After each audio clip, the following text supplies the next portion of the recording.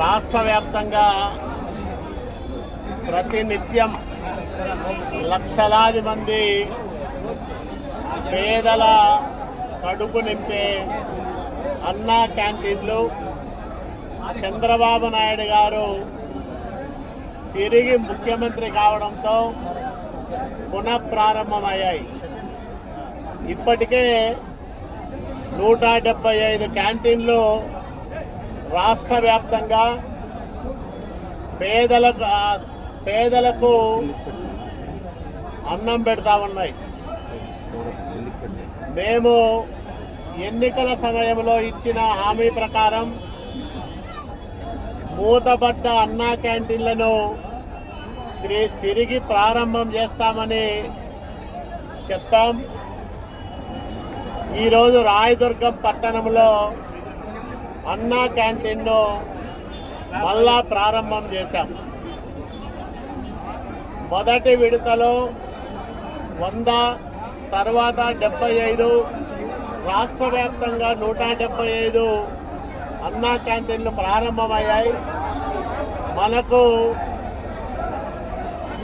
అక్షయ పాత్ర ద్వారా ఆహారం సరఫరా చేయడానికి రాయదుర్గం కొంత దూరంగా ఉంది.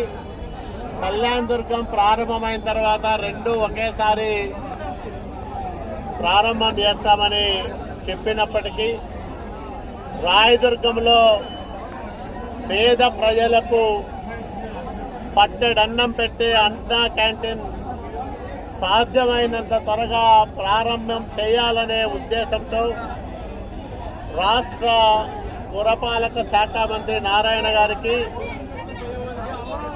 CDMA హరినారాయణ గారికి విజ్ఞప్తి చేసి ప్రత్యేక చొరవ తీసుకొని ఈరోజు రాయదుర్గంలో అన్నా క్యాంటీన్ను ప్రారంభం చేస్తూ ఉన్నాం.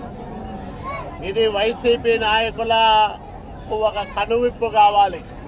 5 సంవత్సరాలు పేదవాడికి అన్నం పెట్టే అన్నా క్యాంటీన్లను మూసివేసి లక్షల మంది పొట్టగొట్టిన దుర్మార్గపు పరిపాలనకు రాష్ట్ర ప్రజలు చరమగీతం పాడి చంద్రబాబు నాయుడు గారికి పట్టం కట్టిన నేపథ్యంలో ఎన్డీఏ ప్రభుత్వం నారా చంద్రబాబు నాయుడు గారి నాయకత్వంలో పవన్ కళ్యాణ్ గారి సహకారంతో భారతీయ జనతా పార్టీ ప్రధానమంత్రి నరేంద్ర మోడీ గారి ఆశీస్సులతో ఈ రాష్ట్రంలో ఒక మంచి పరిపాలన అందివ్వాలని, పేదలకు మేలు చేయాలని, ప్రజారంజకమైన పరిపాలన సాగించాలని, ఆంధ్రప్రదేశ్ రాష్ట్రాన్ని అభివృద్ధిలోనూ సంక్షేమంలోనూ భారతదేశంలోనే ఒక ఆదర్శవంతమైన రాష్ట్రంగా తీర్చిదిద్దాలని సంకల్పం తీసుకొని ఎన్డీఏ ప్రభుత్వం పనిచేస్తూ ఉంది. దాని కారణంగానే 100 రోజుల పాలనలో అనేకమైన మంచి పనులు జరిగాయి. పెన్షన్ పెరిగింది, హింస లేనే లేదు, ప్రజలందరికీ స్వాతంత్రం వచ్చింది, ఉద్యోగులకు సకాలంలో జీతాలు పడతా ఉన్నాయి, పెన్షన్దారులకు సకాలంలో పెన్షన్ అందుతూ ఉంది.